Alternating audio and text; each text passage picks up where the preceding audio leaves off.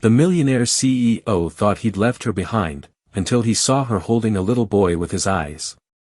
Andrew Carter could still remember every detail of the day he decided to walk away from Rachel. The memory had never really left him, no matter how many times he told himself it had been the right thing to do.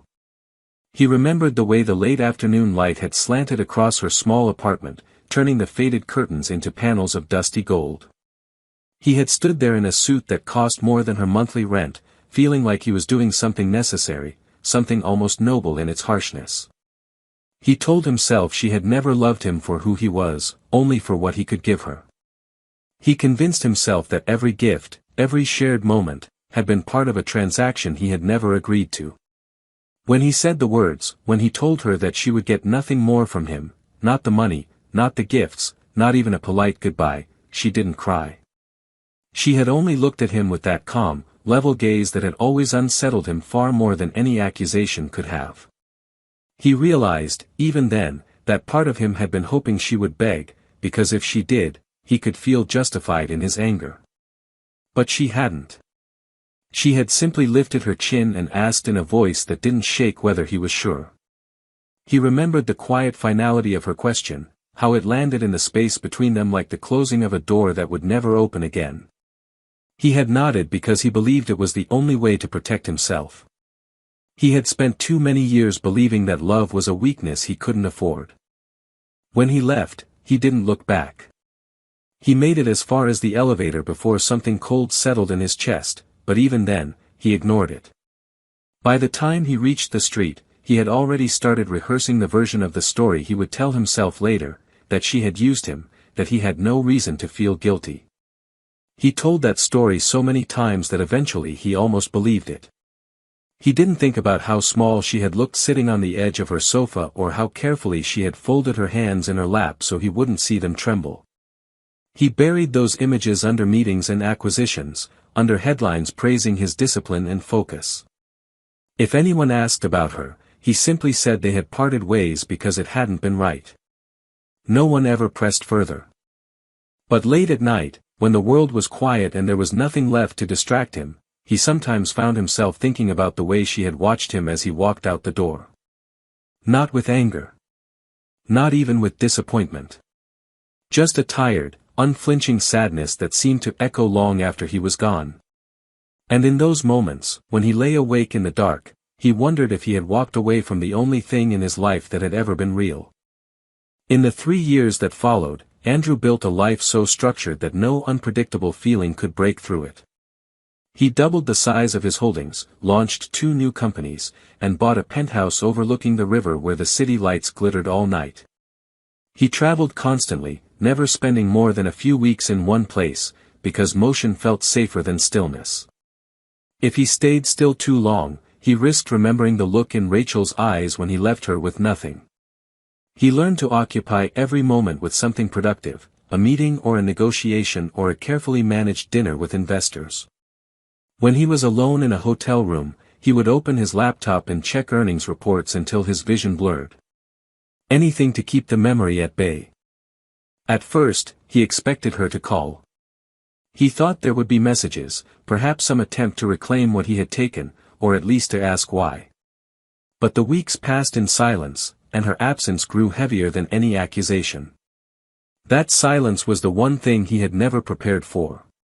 He would have known how to respond to anger, even to pleading. But she had simply disappeared from his life, and in some twisted way, it made him angrier than if she had fought.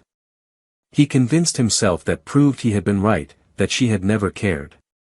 When he heard from mutual acquaintances that she had moved to a smaller neighborhood across town, he told himself he didn't care where she went. He told himself it didn't matter.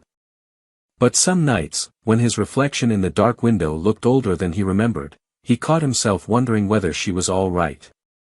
Whether she had someone to help her. Whether she ever thought of him. He would stand there, hands in his pockets, watching the city below and feeling a hollow ache he never admitted out loud. In meetings, he was the same man he had always been, sharp, focused, unbending. No one ever saw the part of him that lay awake at 3 in the morning, replaying that final conversation word for word. People often told him how enviable his life was. The power, the influence, the ease with which he could have whatever he wanted. They said it as though it were obvious that he had one. He never corrected them. He let them believe he had no regrets. He almost convinced himself it was true. But in the quiet hours before dawn, he knew that every success he added to his empire was just another layer over something broken. He wondered how long he would be able to pretend he didn't feel it. He wondered if there would ever be a day when he could finally let go of the question he had never dared to ask: what if he had been wrong? The morning everything began to change started like any other. Andrew was on his way to a board meeting across town, reviewing projections on his tablet while his driver wove through traffic. He had barely slept the night before, but he told himself he functioned best on discipline alone, that rest was an indulgence for people who couldn't bear to keep moving. The car slowed near a small cafe he barely noticed most days, a corner storefront with cracked window frames and faded awnings. He hadn't planned to stop, but something made him glance up from his screen. Maybe it was instinct or habit, or maybe it was the same part of him that never really let go of the past, no matter how hard he tried. He told the driver to pull over and wait.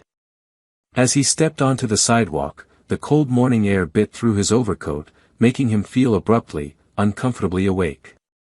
He stood there for a moment, trying to understand why his chest felt tight.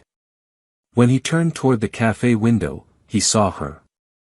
Rachel was sitting on the bench outside with her head bent slightly, her hair pulled back in a loose knot that didn't quite hide how tired she looked. But it wasn't just her presence that made him forget how to breathe. Next to her sat a little boy, no more than 3, his small hands gripping the edge of the bench as he swung his feet back and forth. The boy lifted his face at the sound of Andrew's steps, and the force of recognition hit him so hard he actually swayed. The child had his eyes. The same clear blue, impossible to mistake. The boy tilted his head curiously, blinking up at him with an expression Andrew had seen in the mirror every day of his life.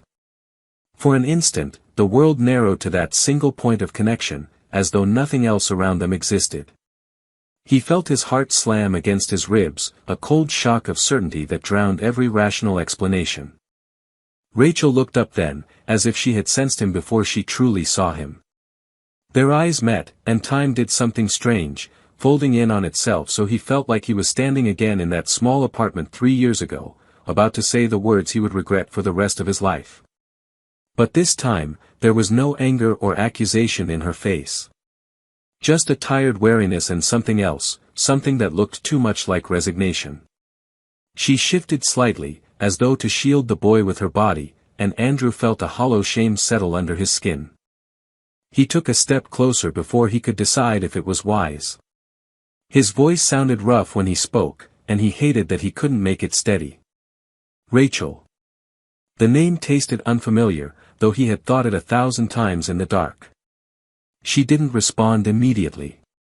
She just watched him with that same unreadable expression. He tried again, feeling the words scrape out of him. Is he mine? For a long moment she didn't answer. The boy looked from one of them to the other, his gaze bright with a curiosity he was too young to hide. Finally, Rachel nodded. Her hand came to rest gently on the child's back, her fingers curling in the fabric of his jacket. His name is Liam, she said. Her voice was low and calm in a way that made it worse, because he knew she had rehearsed this moment in her mind over and over. He's your son. Andrew swallowed, but it did nothing to clear the tightness in his throat. He tried to find something to say, some question that would make this moment feel less surreal, but all he could think was that he had missed everything, his first steps, his first words, the way he must have smiled when he recognized the person he loved most.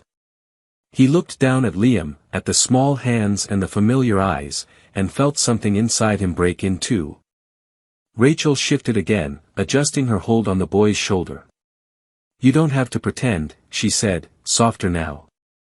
I didn't ask you for anything. I'm not asking you now. But he shook his head, because the idea that she thought he might walk away again felt unbearable. I'm not pretending, he managed. He looked back at the child who was his, who had never known him, and he felt the first raw edges of a regret so complete it almost took his breath away. "I didn't know," he whispered, though he knew it didn't matter. He hadn't been there to find out. Rachel looked down at Liam, smoothing his hair with a tenderness that made Andrew's chest ache. She didn't say another word. She didn't have to. He understood in that moment that nothing in his life had ever really been about success or ambition or the need to stay in control. All of it, every decision he had made, had led him to this sidewalk, staring at the proof of what he had lost. And no amount of discipline or money or pride would ever make him whole again. He didn't know how long he stood there in front of Rachel and Liam, but it was long enough for the morning chill to seep into his bones. People moved around them on the sidewalk, some glancing curiously at the strange tableau of a suited man staring at a woman and a child with an expression too raw to hide. He had faced boardrooms full of adversaries without flinching, had negotiated contracts worth millions without losing his composure, but standing in front of them now, he felt stripped of every defense he had ever built. He tried to speak again, but his voice failed him, so he simply gestured to the empty space beside Rachel on the bench. She hesitated, her shoulders tensing, as if she was preparing herself to be disappointed again. He felt the weight of that unspoken fear settle heavily between them, a silent record of every choice he had made to prove he didn't care. When she finally nodded, he sat down slowly, careful to leave a respectful distance between them. Up close, he could see how tired she looked, the faint hollows under her eyes and the delicate lines that hadn't been there the last time he had seen her. But she was still beautiful, in a way that made something twist painfully in his chest. For a long moment, neither of them spoke. Liam shifted restlessly, turning to bury his face against Rachel's arm. She smoothed a hand over his hair and glanced at Andrew without meeting his eyes. He didn't know how to begin. Every phrase he rehearsed sounded either too formal or too shallow, as though words alone could somehow bridge the distance of 3 years and all the damage he had caused. In the end, the only thing he could manage was the truth, as bare as it felt to say it. "I didn't know he existed," he said quietly. "If I had known," he stopped because he wasn't sure what he would have done. He wanted to believe he would have come back, that he wouldn't have let pride decide everything, but he couldn't be certain. That uncertainty felt like its own kind of shame. Rachel's eyes flicked up to meet his, and for the first time he saw something flicker there, a fragile echo of the woman who used to believe he could be more than he was. But her voice was calm when she answered. "I know you didn't know. But you also never asked." She looked back down at Liam, her fingers tracing a little circle on the boy's shoulder. "You made it very clear you didn't want anything from me." He winced, because it was true. He had built that wall between them, brick by careful brick, convinced he was protecting himself. All he had really done was protect his fear.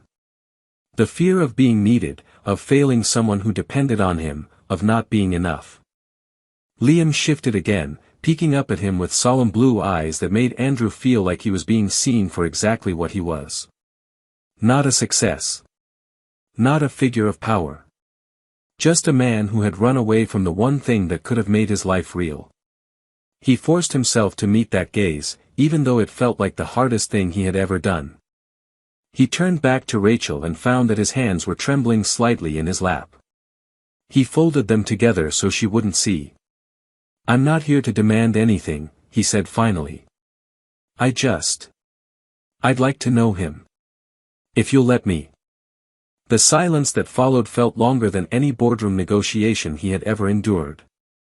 Rachel's eyes searched his face, as if she was looking for the first sign that he would break his word again. He didn't blame her. He had given her every reason to doubt him. But eventually she looked back down at Liam and smoothed his hair again. Her shoulders relaxed by a fraction, and when she spoke, her voice was quiet but steady. "I don't know what that will look like," she said. "I can't promise anything." "I understand," he whispered, because he did. He didn't deserve promises. He didn't deserve her trust. But maybe, if he was careful, if he showed up every day and proved he could be more than the man he had been, he could earn the smallest place in this child's life. They sat there a little longer, the three of them in a hesitant, uneasy circle, while the rest of the city moved on as if nothing monumental had happened. To anyone passing by, it probably looked like a family out for coffee on a cold morning. To him, it felt like the first fragile moment of something that might one day heal the empty space he had carried inside him for years. Andrew didn't know what he expected when he finally stood and asked if he could walk them home. Maybe he thought Rachel would say no and gather Liam in her arms and disappear back into the quiet, hidden life she had built without him. But she surprised him by hesitating only a moment before she nodded. Her agreement felt fragile, as though any wrong word might shatter it, and he treated the moment like something precious he didn't dare mishandle. They walked slowly down the block, past shops he had never noticed, because he had never needed to look. The morning traffic hummed around them, but all he could hear was the small, steady sound of Liam's feet as he shuffled along beside his mother, clutching her hand with one small fist.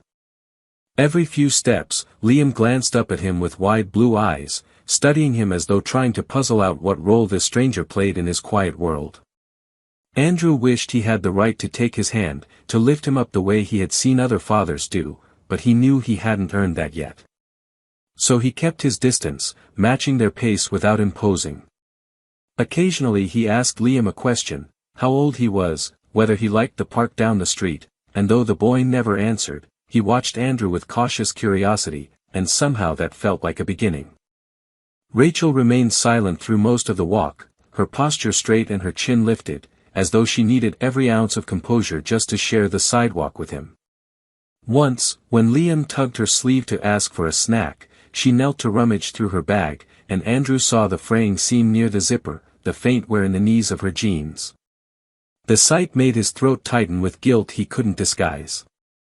He thought of all the nights he had spent in hotels that cost more for a week than she likely earned in months. All the time he had pretended she didn't exist so he wouldn't have to face what he had done. When they reached the small brick building where she lived, she paused in front of the door, turning to face him. For a moment, she looked like she might tell him to leave after all, that it was too late for him to try to be part of any of this. He felt his pulse thud against his ribs as he waited for her judgment. But instead, she rested her hand lightly on Liam's shoulder and spoke without looking at him. "I don't want to confuse him," she said quietly. "I don't know what you want from this, or from us." He swallowed, wishing he could find words that sounded more certain than he felt. "I don't expect anything from you," he said carefully. "I don't even expect you to forgive me. But I do want to know him. And if you'll allow it, I'd like to help." She lifted her gaze to meet his then, and he knew she saw how raw he was, how much he meant it. For the first time since he'd arrived that morning, some of the tightness in her expression eased. She nodded once, almost imperceptibly. "We'll see," she said, her voice soft but firm. "For now, you can call. If you really mean to stay involved, he'll figure it out." He nodded too because anything more would have felt like asking for more than he deserved. He forced himself to step back as she turned to unlock the door. Liam glanced over his shoulder at him one last time, his small face serious in a way that made Andrew's heart feel too big for his chest. Then they disappeared into the building, and he was left alone on the sidewalk, feeling like the ground had shifted under his feet. He stood there for a long time, long after the door had closed, trying to absorb what had just happened. He had spent years telling himself he was strong because he didn't need anyone. But as he stood in front of that modest building, he realized he had never felt weaker or more afraid, because for the first time in his life, he wanted something he couldn't control. He wanted to be worthy of a place in that child's life. And he knew that if Rachel gave him even the smallest chance, he would spend the rest of his days proving he deserved it. The first time Andrew called, it took him almost an hour to work up the nerve. He had never felt so absurdly unsure of himself, not in any business negotiation, not even in the early days when he was building his first company from nothing. His hand hovered over his phone until he forced himself to dial the number Rachel had given him. Each ring sounded impossibly loud in his ear. When she finally picked up, he realized he had been holding his breath. Her voice was cautious but not cold, the quiet tone of someone who had learned to expect very little. He asked if it would be all right to see Liam again.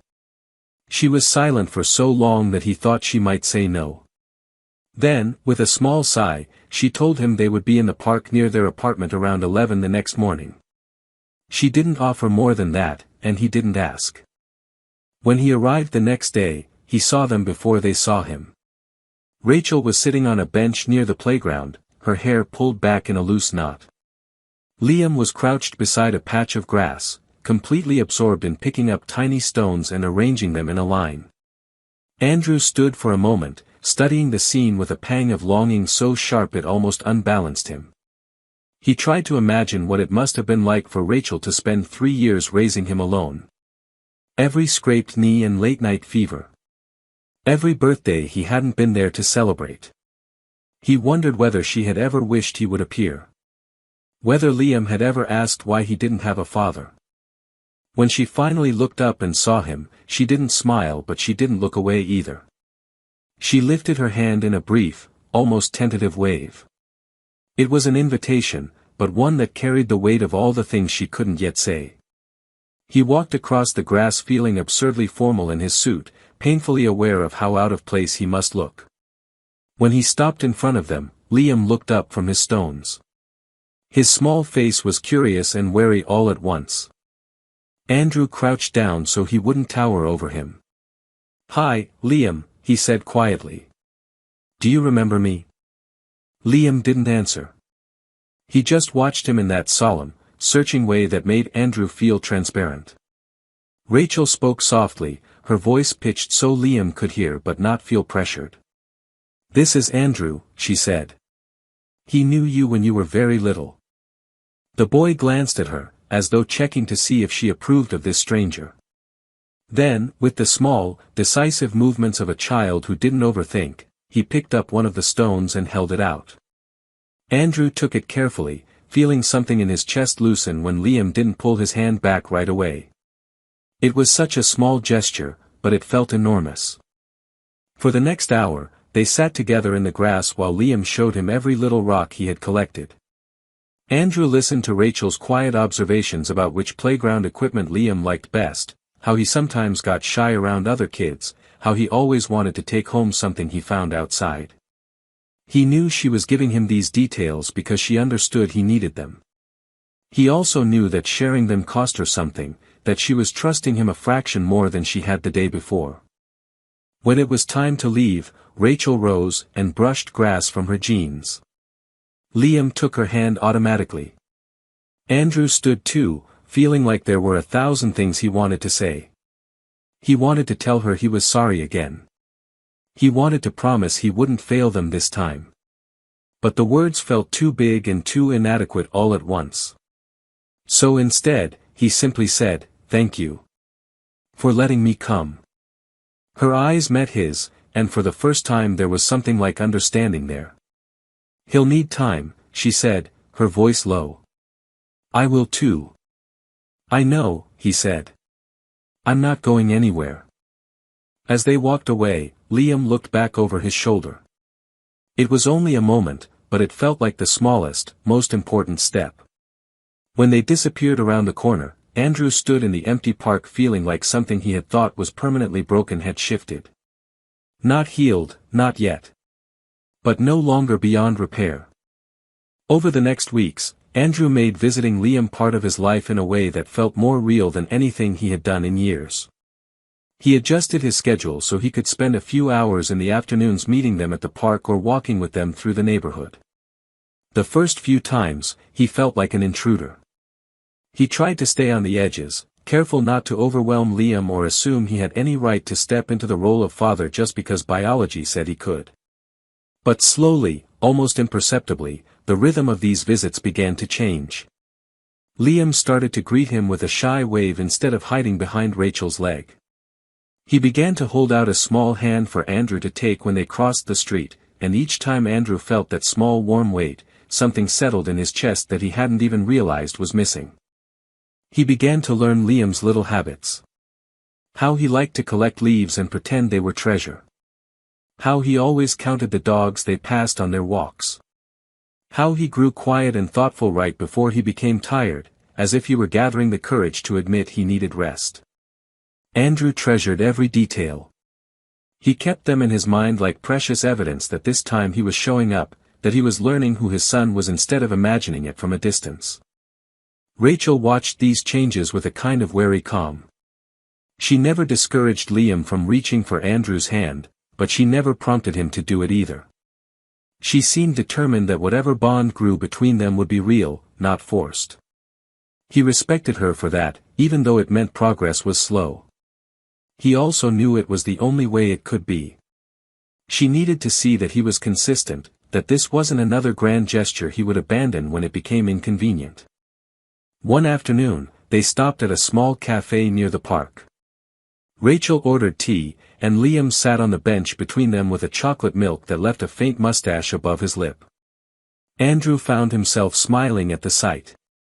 It struck him that he hadn't smiled like that, unguarded and simply happy, in years. He looked over and realized Rachel had noticed. Their eyes met, and for the first time in what felt like a lifetime, there was no accusation there. Only quiet acknowledgement that, despite everything, they were both doing the best they could. He wanted to tell her how sorry he was, not just for leaving but for the years he had spent convincing himself he was right. But he also knew that apologies, while necessary, would never be enough. So instead he listened as she told him about Liam's preschool, about how he liked painting and was learning to write his name. He nodded and asked questions, grateful for every piece of information she was willing to share. He realized that this was what love looked like in the aftermath of so much damage. It wasn't sudden or dramatic. It was slow, ordinary, built moment by moment in the small spaces of daily life. As the afternoon light faded and the cafe emptied, Liam began to grow drowsy, his head tipping against Rachel's arm. She shifted to lift him into her lap, smoothing his hair back from his forehead. The tenderness in her expression made something ache behind Andrew's ribs. He wondered how many nights she had sat exactly like this, steady and alone. He thought about how strong she had had to be, not because she wanted to but because there had been no other choice. Before they left, he offered to walk them home. Rachel hesitated, then nodded, and he felt a quiet swell of relief. They walked slowly down the block, Liam heavy with sleep on her shoulder. When they reached her building, she paused on the steps and turned to face him. For the first time, she looked almost unsure. "Do you want to carry him?" she asked. Her voice was so soft he nearly thought he had imagined it. He nodded, too overwhelmed to speak. She shifted Liam gently into his arms, and the weight of his son against his chest was the most humbling thing he had ever felt. Liam stirred, his small hand catching in the fabric of Andrew's jacket. For a moment, Andrew closed his eyes and just let himself feel it.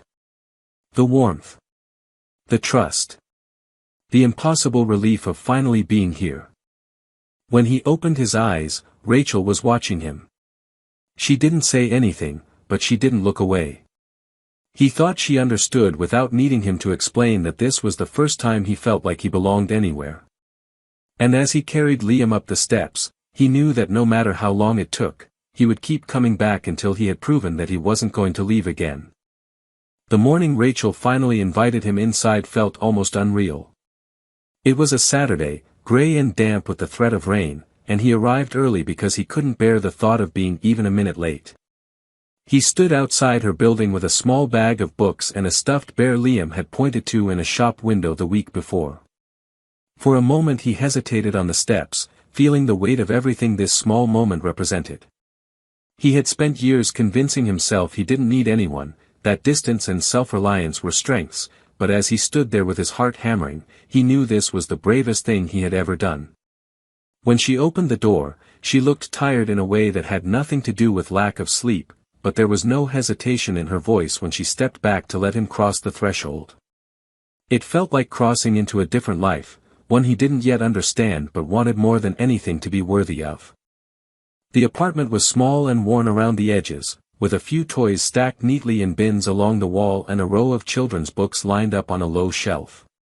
It smelled faintly of lavender and the warm sweetness of something baking, and he felt an ache he couldn't name as he imagined how many mornings she must have spent here alone, finding ways to make this space feel safe for their son.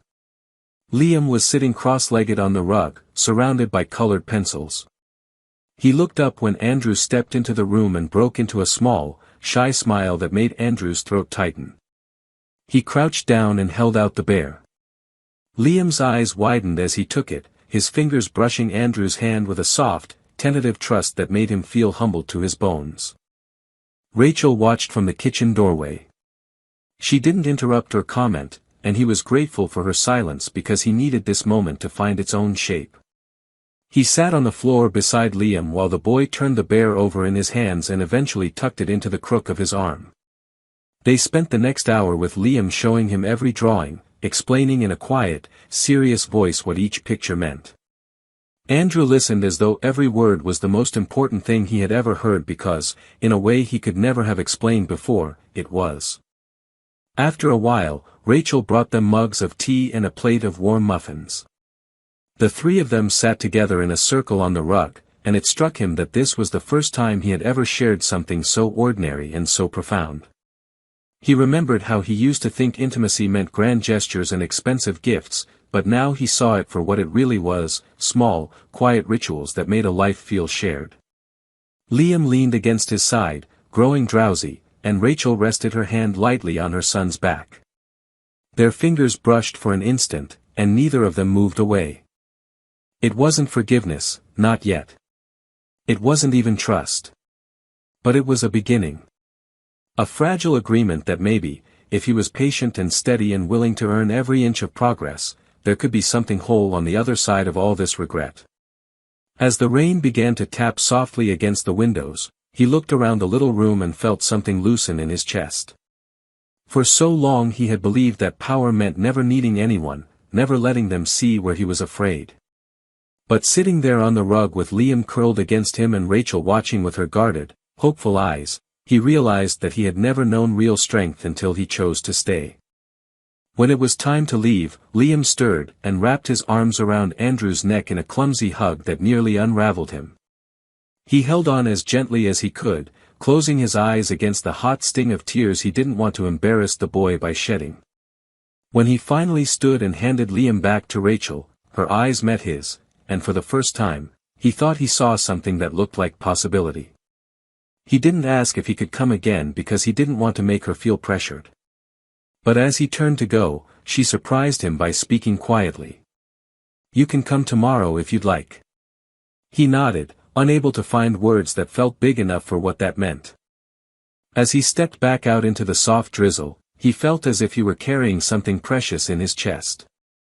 He knew there were still countless mistakes to mend, years he could never reclaim, and fears that would surface again and again. But he also knew that for the first time, he wouldn't run.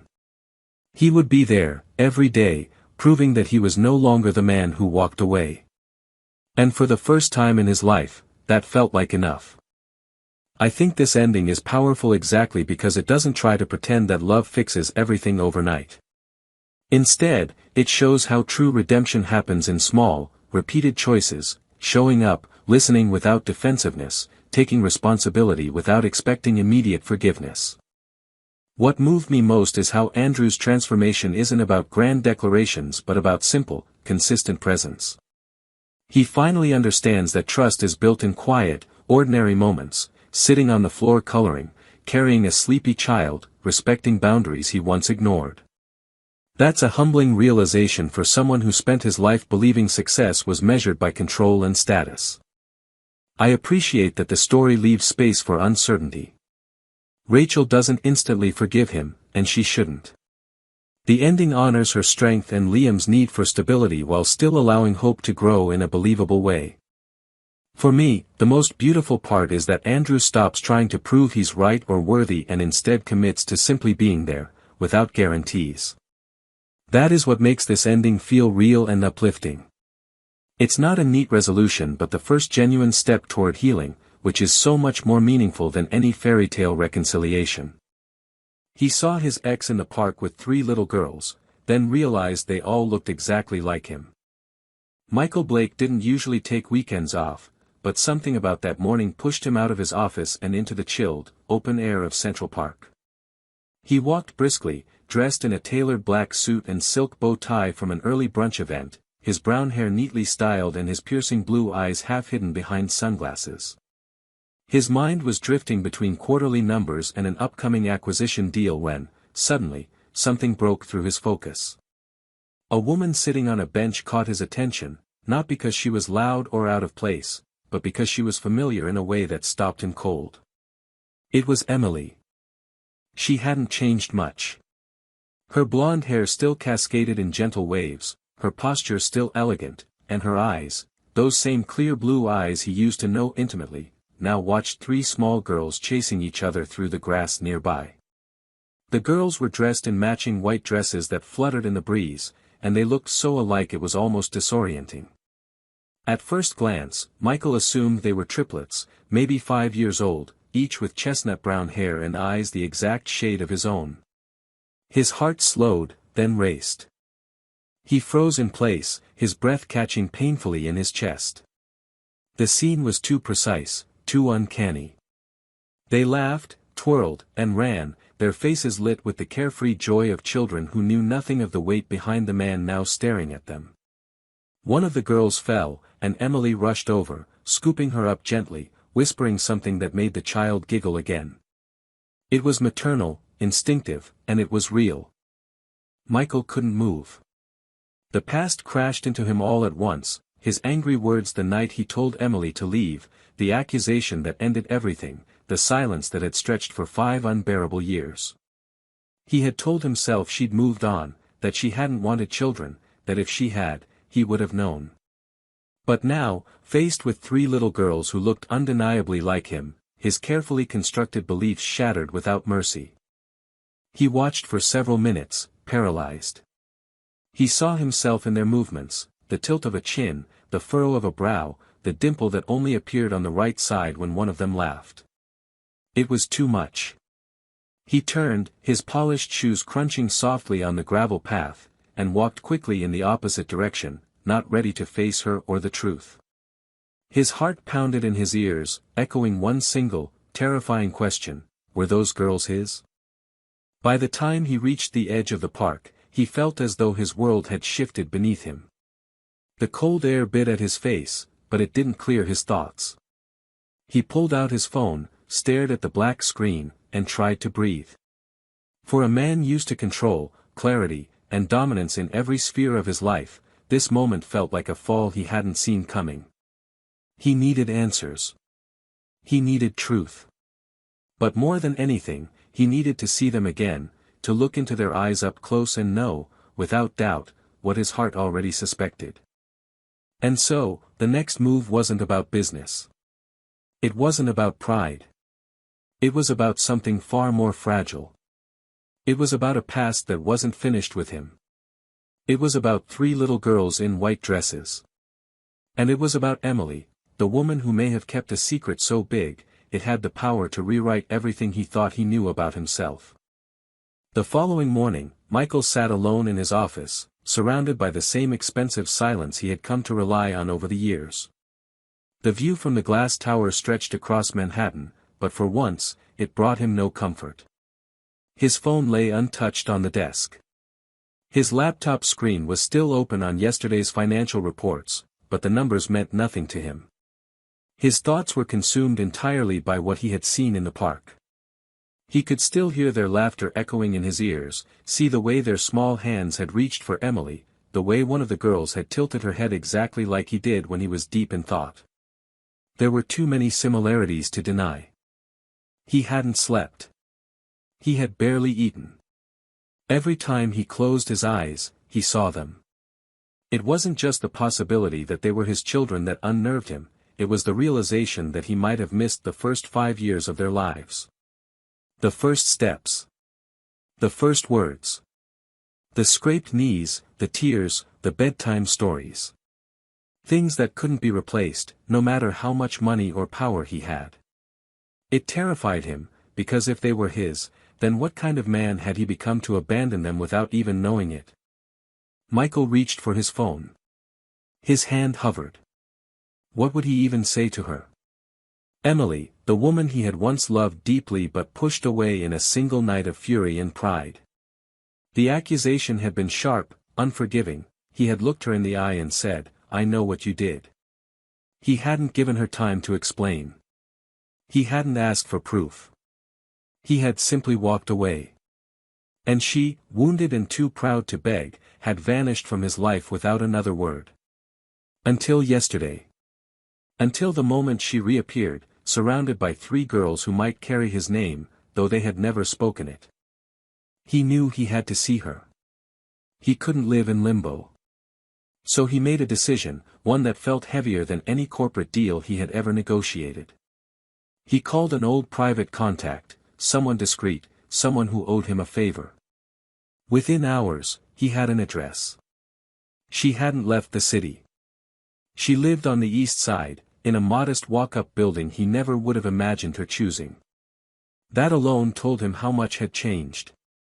That evening, he stood across the street from her apartment, dressed not in a tailored suit, but in something plain, jeans, a dark sweater, no watch, no intention of hiding behind wealth. Her window was lit. He could see faint shadows moving behind the curtains. It took him almost 20 minutes to build the courage to walk to the door. And even then, when he finally rang the buzzer, part of him hoped no one would answer. But she did. Emily opened the door slowly, cautiously. Her eyes widened when she saw him, and for a moment, they simply stared at each other. The years fell away, but the weight of what they carried remained. She looked older, yes, but not in a tired way. She looked stronger. Steadier. And maybe that was what stunned him most. She hadn't fallen apart. She had built something in his absence. "Hi," he said, the word barely audible. Emily didn't answer right away. Then, quietly, she stepped back and said, "Come in." He entered the apartment and took it in with a kind of reverence. It was small, lived in, but filled with warmth. There were books stacked in corners, children's shoes by the door, colorful drawings taped to the refrigerator. The kind of home that spoke of love, not luxury. He saw a photo on the shelf, Emily with the girls, all smiling in a burst of laughter, their hair messy from the wind. No trace of him anywhere. The girls were asleep, she told him. He nodded, not sure whether he was relieved or disappointed. They sat at the kitchen table, and the silence between them was thick with unfinished history. Finally, he said the only thing that mattered. "Are they mine?" Emily looked at him, her expression unreadable. Then, very softly, she said, "Yes." He felt the breath leave his body. Not in anger, not in regret, but in sheer disbelief. He had known, but hearing it confirmed sent a wave of emotion through him he couldn't name. He wanted to ask 100 things, but instead he whispered, "Why didn't you tell me?" She looked down at her hands. "Because you didn't believe me when it mattered. You pushed me out. You made it clear I had no place in your life. And I didn't want to fight you while carrying 3 children alone." 3. He repeated the number in his head. His daughters. A trio of lives he had helped create and yet never touched, never held. "I didn't know," he said. Emily's voice was quiet but firm.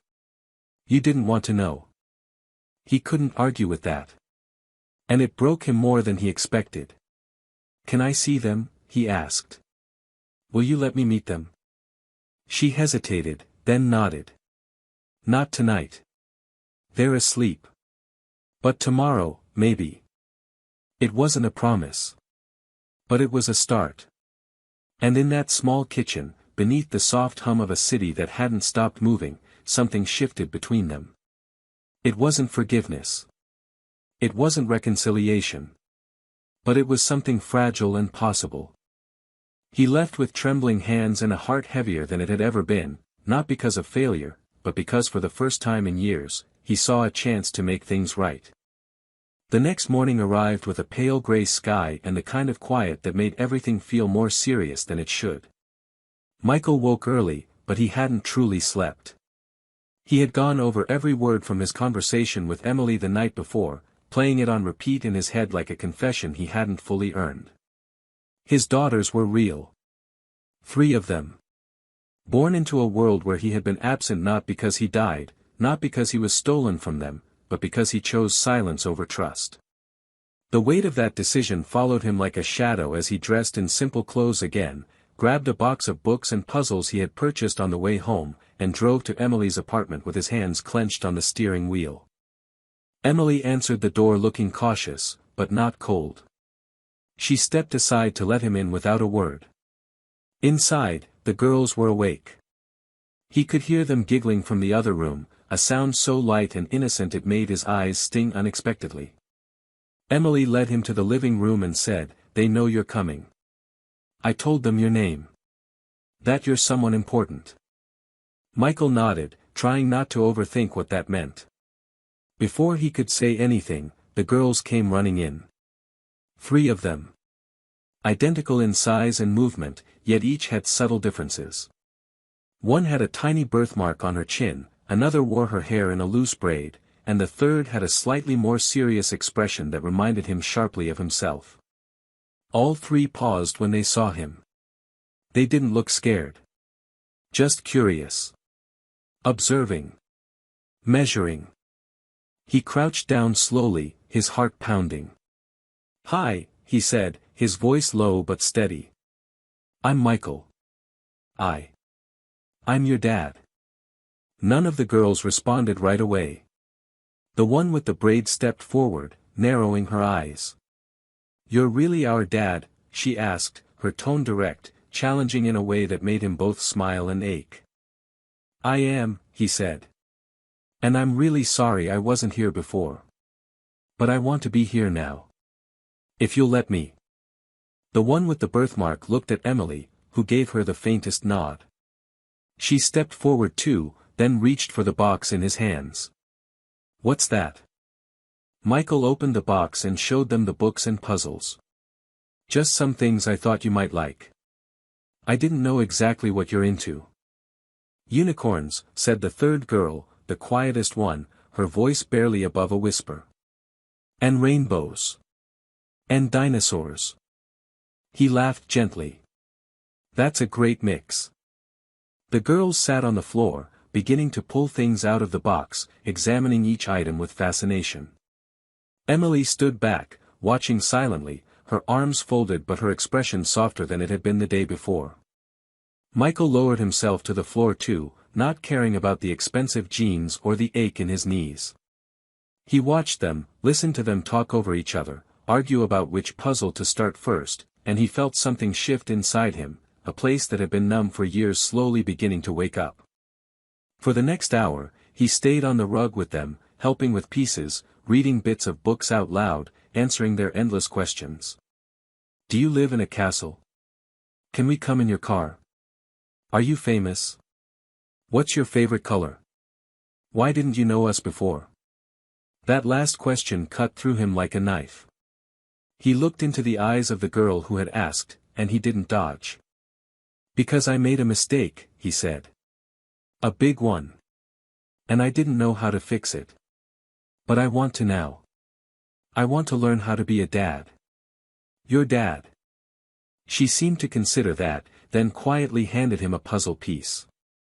It was shaped like a corner. It didn't feel like forgiveness, but maybe it was a beginning. Eventually, Emily brought in some juice and snacks.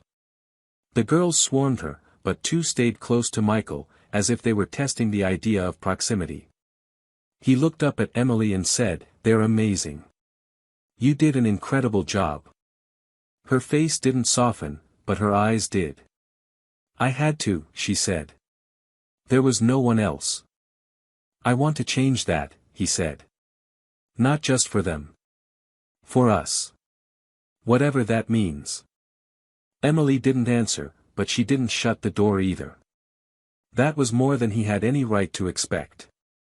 When it was time for him to leave, one of the girls hugged him without being asked. The other 2 followed, hesitantly but willingly.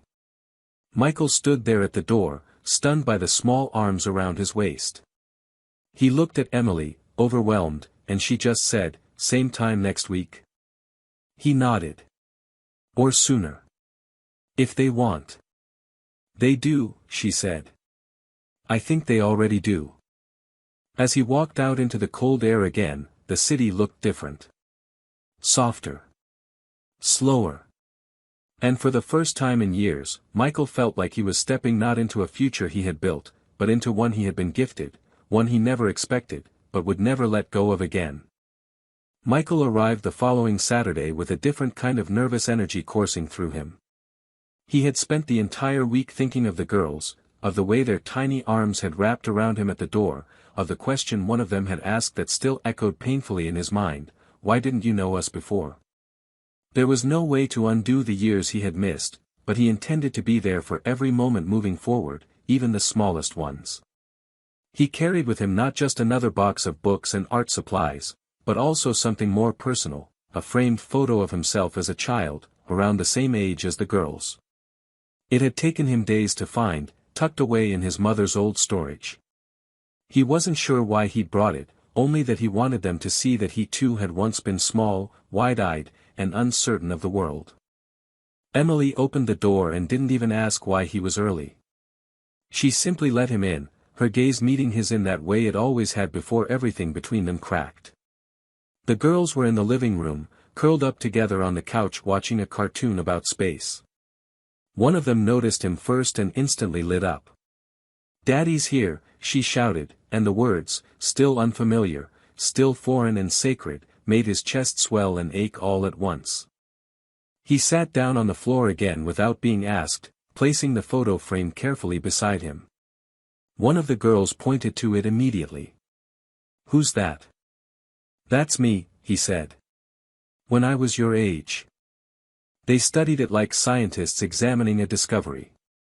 "You look like us," one of them said matter-of-factly, and he laughed quietly.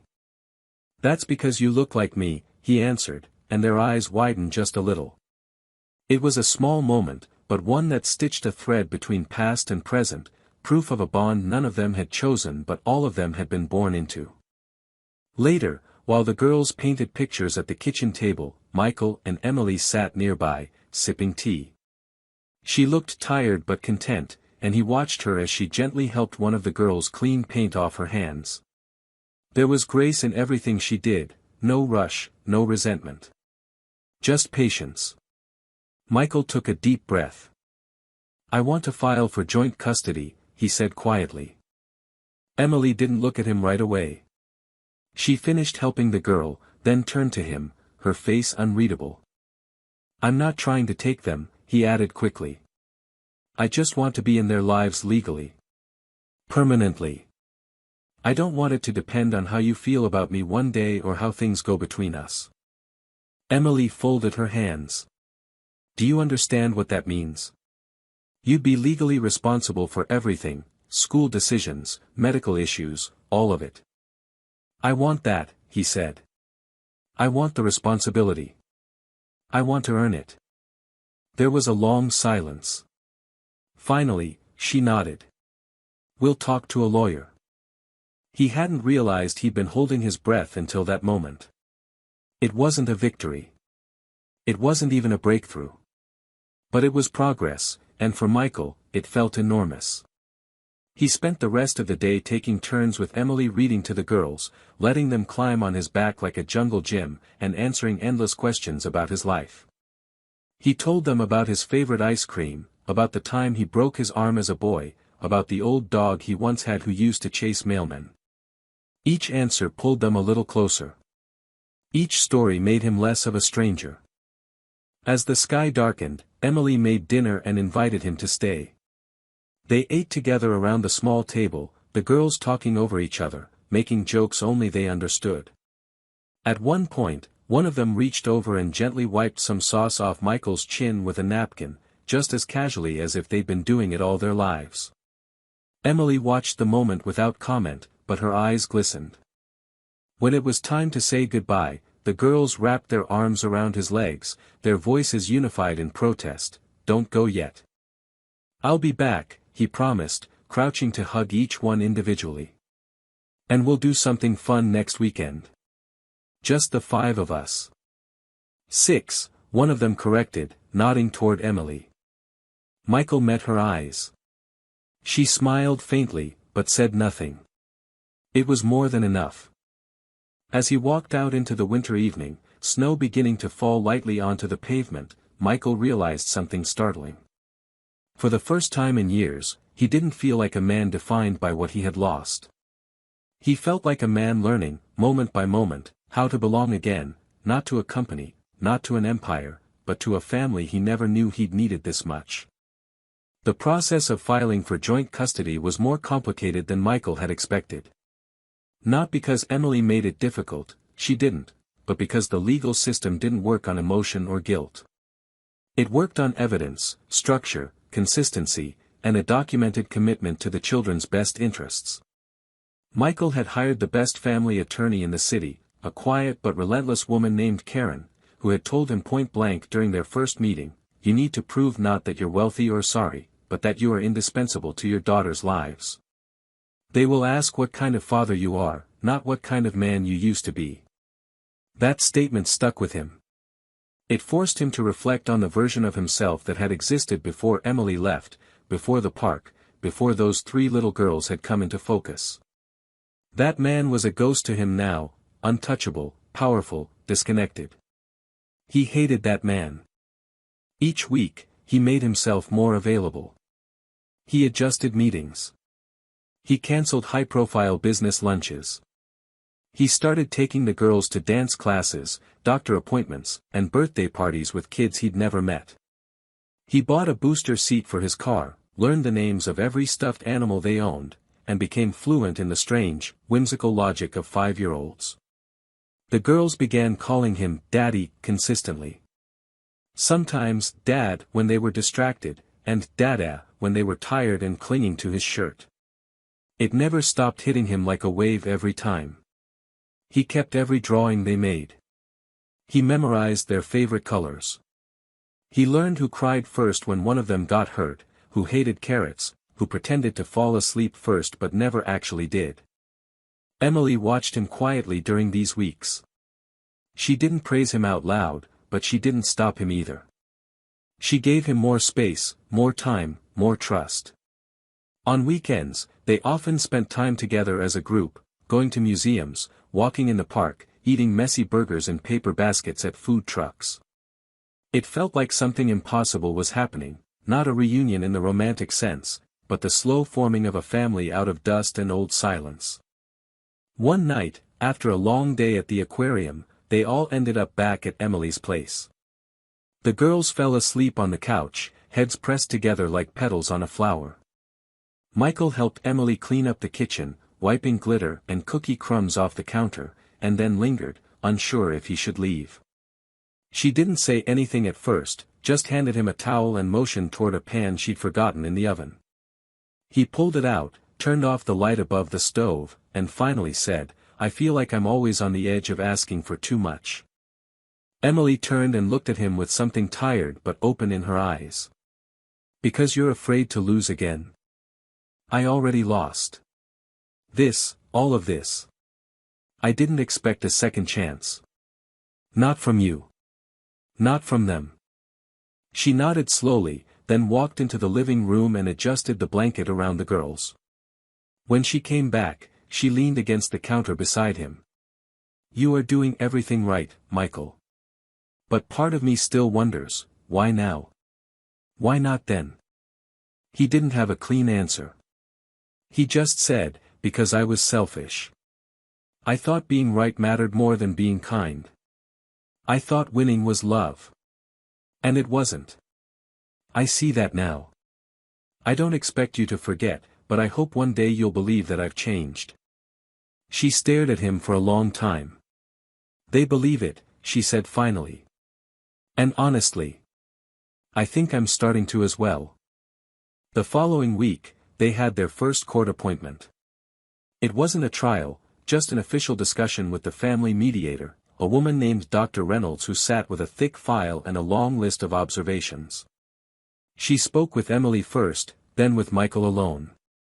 He answered questions about his job, his intentions, his long-term plans for the girls' education and emotional well-being. He told the truth, that he was terrified of repeating his mistakes, that he had never been more committed to anything in his life. Later, they sat together in the room while Dr. Reynolds spoke directly to them both. "It's rare," she said, "to see two people who've gone through this much come back to the table like this. If you continue on this path, I see no reason why shared custody shouldn't be approved." Michael felt something loosen in his chest, something like hope, but steadier. That night, back at his penthouse, still cold and polished and painfully empty, he stood in the hallway staring at the single crayon drawing taped to the wall. It was crooked, full of uneven stick figures, but he knew exactly who was who. One of the girls had labeled it with their names: Daddy, Mommy, me, me, me. He stared at it for a long time before picking up the phone and calling his real estate agent. He didn't want a penthouse anymore. He wanted a home with stairs and messy shoes by the door. He wanted a room with bunk beds and crayon on the walls. He wanted a place where they would never have to wonder if he was coming back. Michael Blake had finally begun to understand that fatherhood wasn't just a role, it was a lifelong promise, and he intended to keep it. By spring, the rhythm of Michael's life had transformed completely.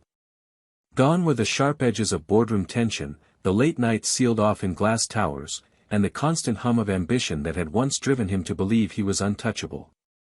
In their place were soft footsteps down a hallway lined with drawings, the laughter of little girls echoing through his newly purchased suburban home, and the sound of morning cartoons playing in the background while he packed lunchboxes filled with small sandwiches and peeled apples. He had moved into a quiet neighborhood just 20 minutes from Emily's apartment, and even though they still lived separately, the shift was undeniable. The girls now had bedrooms in two homes, not just one, and in both places they felt safe, heard, and wanted. Michael had chosen the house not for its size or finishes, but for the tree in the backyard where they could hang a tire swing, and for the windows that let in golden afternoon light perfect for reading. He filled their rooms with soft blankets and stuffed animals, picked out matching butterfly nightlights for each bed, and carefully pinned up their first drawings, no longer on office walls, but where they could see them every day. He didn't decorate like a man trying to impress. He decorated like a father making room for something sacred. Weekends became sacred, too. He picked up the girls on Friday evenings and returned them to Emily on Sunday afternoons, unless they had all planned something together.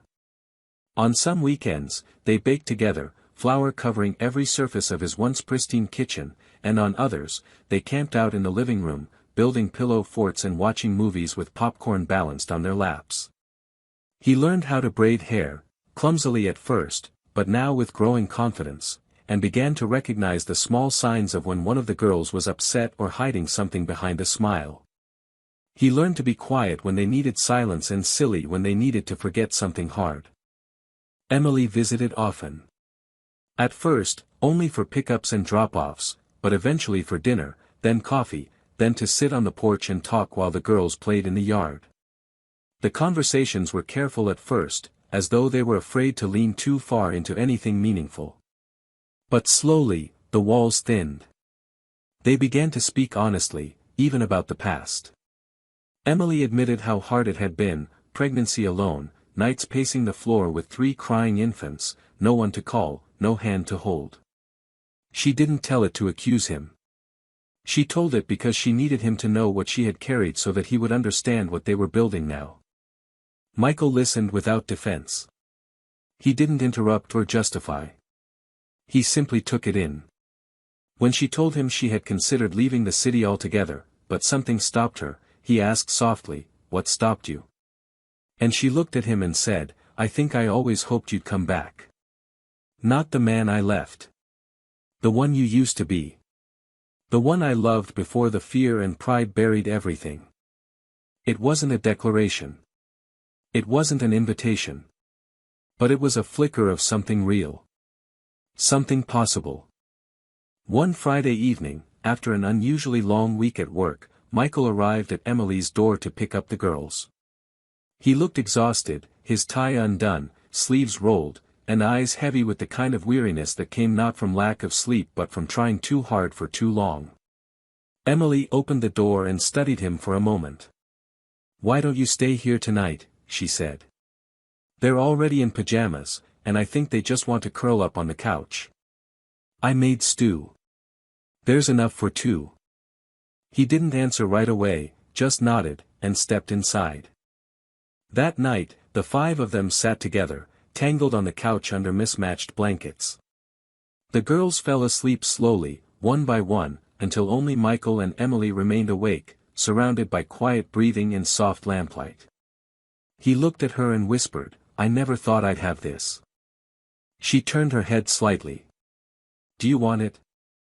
He didn't hesitate. "More than anything." She didn't answer.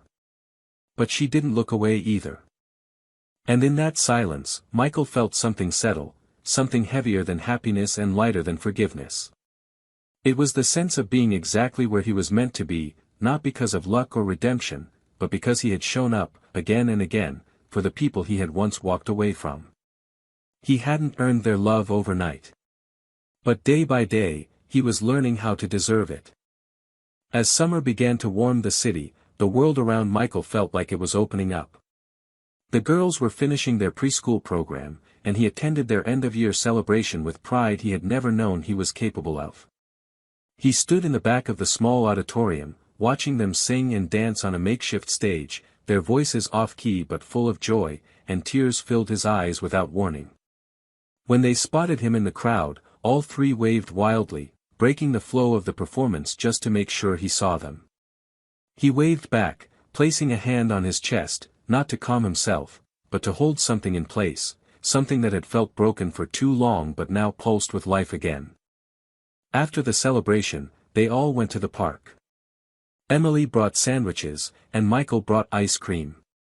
The girls ran ahead, giggling, barefoot in the grass, and for a moment, he and Emily stood side by side watching them in silence. There was no tension between them now, no awkward pauses or unfinished conversations.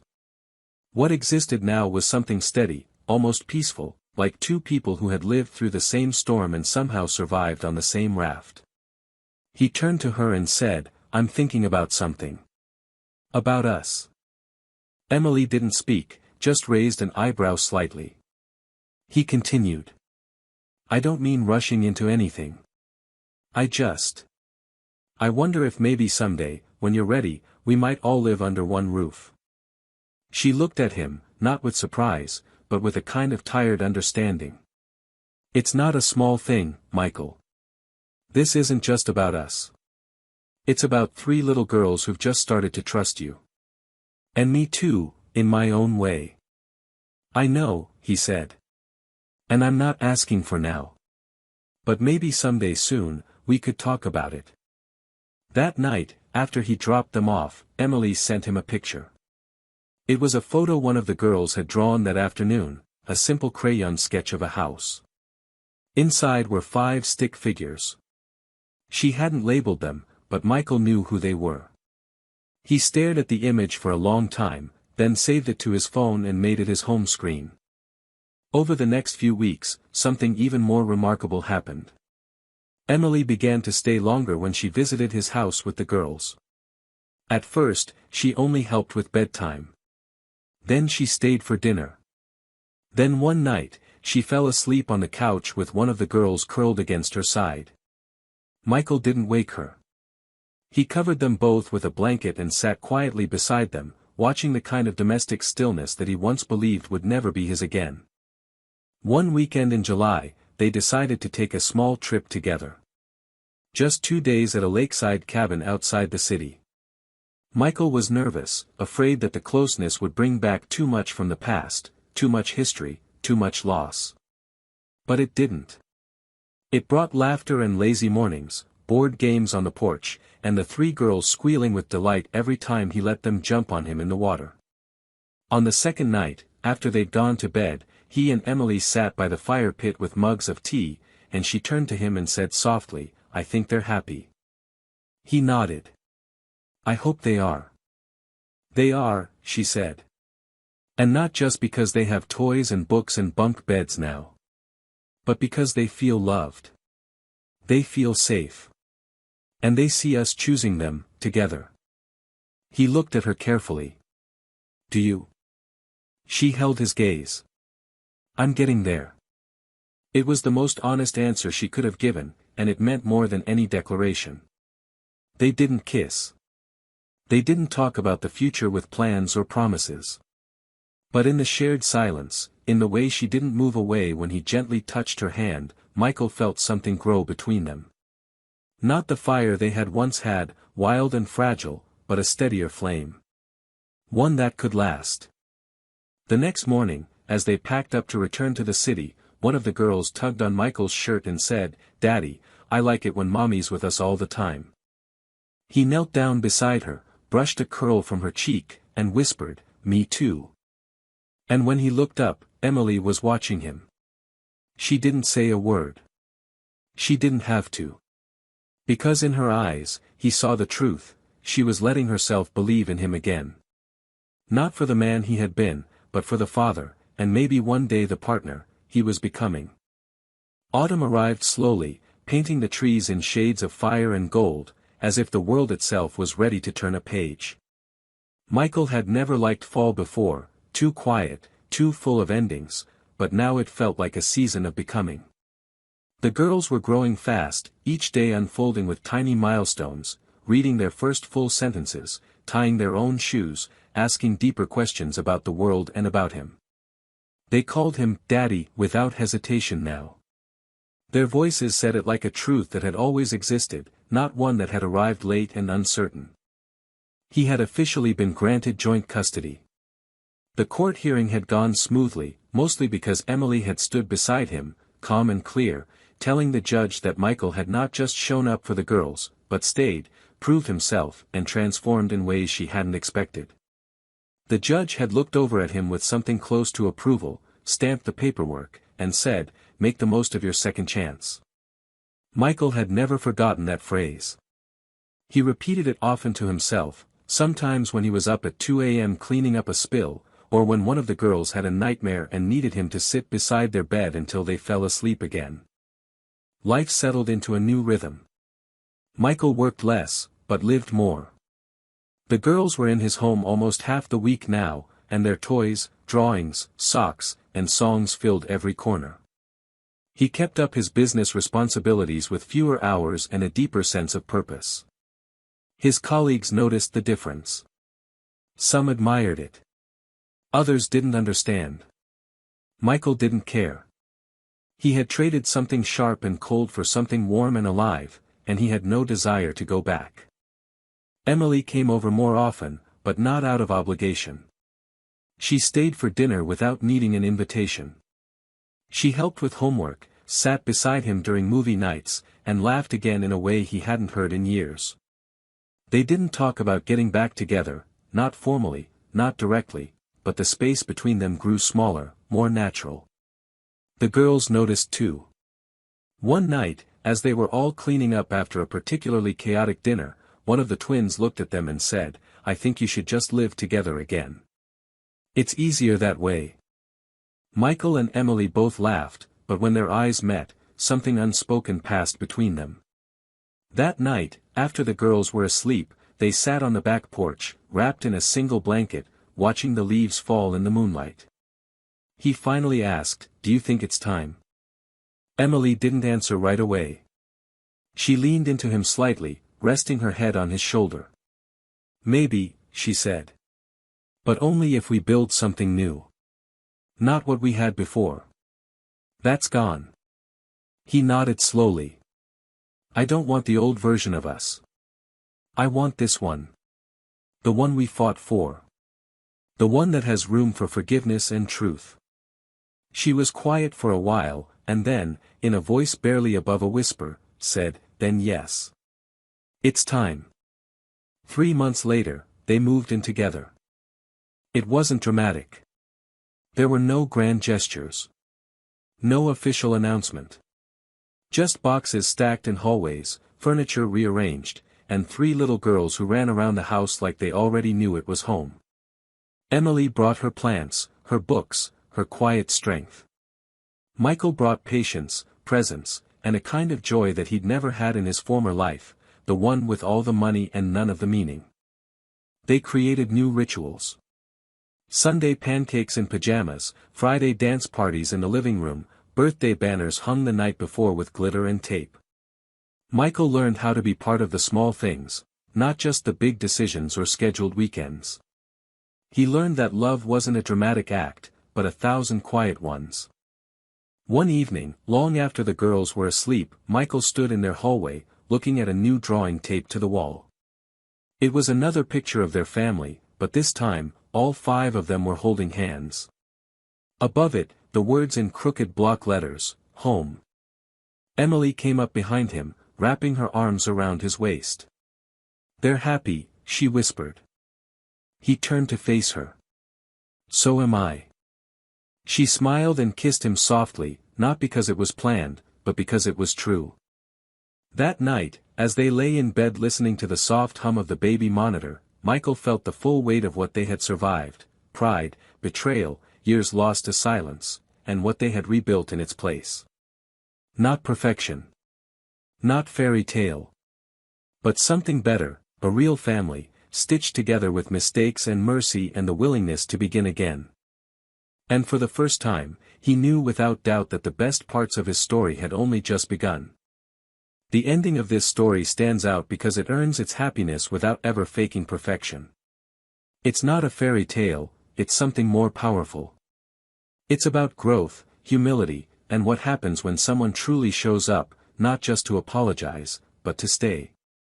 Michael's journey from cold, distant success to present, loving fatherhood is believable because it's messy.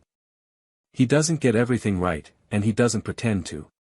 But he tries, again and again, and that's what makes the final chapter so moving. What I appreciate most is that Emily isn't written as someone who simply forgives and forgets. Her strength lies in her boundaries, her resilience, and her choice to trust slowly, based on actions, not words. The story respects her pain and doesn't rush her healing. And the girls, full of energy, innocence, and intuition, are the ones who quietly steer the adults toward wholeness. This isn't just a redemption arc. It's a reminder that the people we become after loss and regret can be stronger, softer, and more true. The ending is shocking not because of a twist, but because of how much has changed in such an honest, grounded way. It leaves you with hope, not the naive kind, but the kind that says, even broken things, if tended with love, can become beautiful again.